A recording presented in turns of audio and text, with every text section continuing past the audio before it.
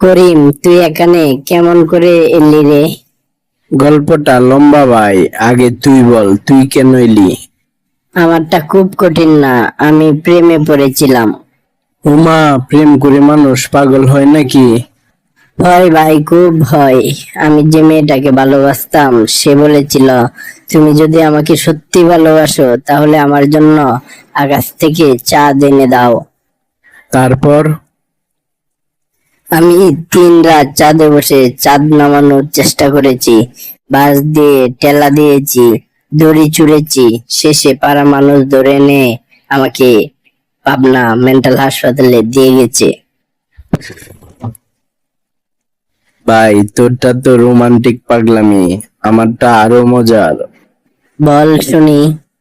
আমি ব্যবসা করতাম, সবাই বলল সৎভাবে ব্যবসা করো, আমিও তাই করলাম।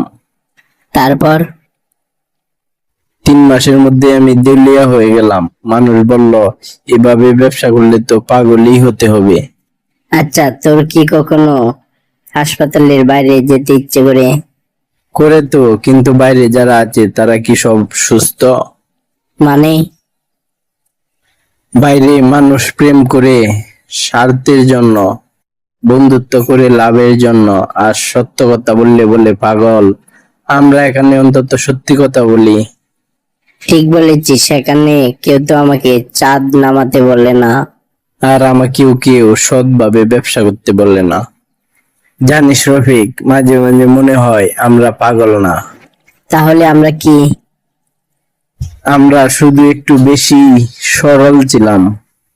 ভালোই হয়েছে গত রাতে চাঁদটা আকাশে দেখা যায়নি, না হলে আবার চাঁদ নামাতে যেতাম, আর হাসপাতালে ডাক্তাররা আবার আমাকে নতুন ওয়ার্ডে পাঠাতো।